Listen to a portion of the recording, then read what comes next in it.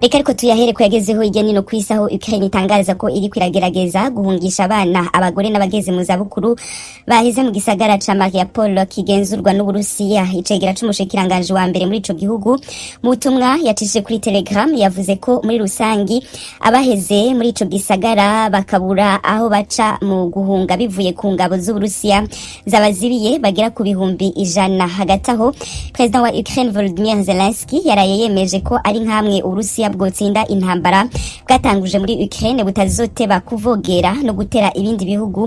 Zelensky yagize ati nabivuze kenshi ugutera Ukraine kwabaye nko kugerageza intango y'izindi ntambara. Ibiro bikuru vya gisirikare muri Amerika navyo vyatangaje ko umushikiranganje wo kwivuna abansi Austin igenekerezo rya 26 ku kwezi azoja mu Budagi mu nama yo kurabira hamwe icokorwa ngo Ukraine ikingirwe.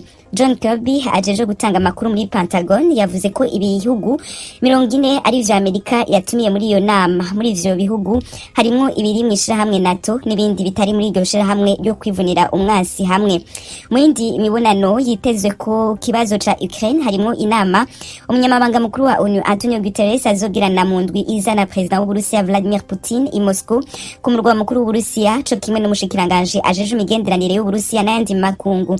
Guterres avuye Moscow azoca aja muri Ukraine kubonana na President Zelensky hamwe n'umushikiranganje ajeje imigenderanire ya Ukraine n'ayandi makungu.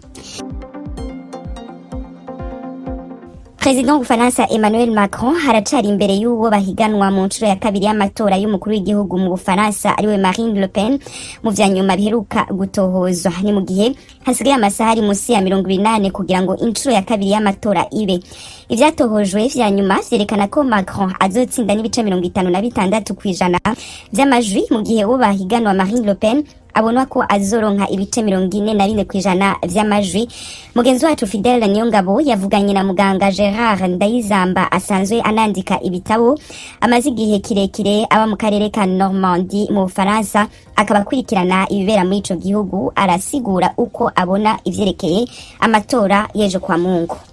Kwa Mungu abafaransa bazohitamwo guha ikiringo ca kabiri Emmanuel Macron canke gutora Marine Le Pen uko uheje kubivuga. Hanyuma nta numwe ashobora kumenya ibizoshika uwo munsi kubera hariho abantu benshi bateguye kwigumira muhira batazoja gutora. Hanyuma hariho abandi nabo barenga 10% bataramenya uwo bazohijwe. Ariko atacaduka ca nyuma gishitse ndibaza kandi sindije nyene ko Emmanuel Macron azotsinda amatora. Niki abanyafrika na cyane cyane ibihugu bivuga ururimi rw'igifaransa vyahoze bikoronijwe n'Ubufaransa wo kwitega ku matora yo ku munsi w'Imana. Mwibaza ko bagikurikirana cyane ivyerekeye Ubufaransa kubera biyafise kwingaruka muri Afrika? Abanyafrika haba muri rusange canke dufate abahoze bakoronijwe n'Ubufaransa nibaza ko atakintu kinini gishasha bo kwitega ku matora yo kwa Mungu. Niwe Emmanuel Macron yasinda nk'uko benshi bavyizigiye. Nibaza ko azobandanya politike shasha yashikirije nk'uko mwabikurikiranye umwaka uheze harabaye inama yahuza Afrika n'Ubufaransa yabereye i Montpellier mu bumanuko bw'Ubufaransa hari mu kwezi kwa Gitugutu umwaka uheze.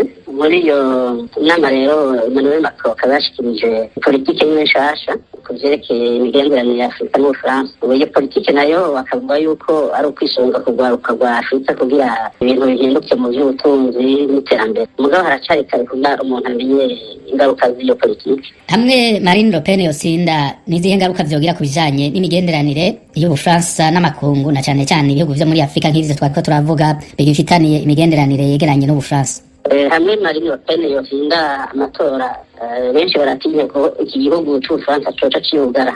Nk'uko tumaze imyaka tubibona iyi hari bita Extreme Droite ishitse ku butegetsi muri ivyo bihugu haca haba ingaruka mbi zitari nke. Baraza akarorero ko Donald Trump muri Leta Zunze Ubumwe za Amerika canke Jair Bolsonaro muri Brazil. Muri ivyo bihugu usanga abanyagihugu baca basubiranamwo ukwishira n'ukwizana birahungabana kubera izo ntwaro zitinye gushiraho amategeko avangura canke ahotera nk'eba bimwe bita minorite mu Faransa. Ibyo byose kandi bakabigira bumvisha abanyagihugu ko ari ku neza yabo bose. Kuvyerekeye imigenderanire y'Ubufaransa n'amakungu hamwe Marine Le Pen yotsinda nibaza ko boba inkurikizi nyinshi cane cane aho i Buraya abakurikiranye aya matora barumvise ko yivuye wenyine ko adashaka gukorana n'Ubudagi nk'uko abandi baperezida bavyitwaririka kuva kuri General de Gaulle. Hanyuma rero ikindi kintu giteye amakenga abantu nuko igihugu c'Ubufaransa ashobora gusohoka ibishirahamwe ry'ubumwe bwa Buraya,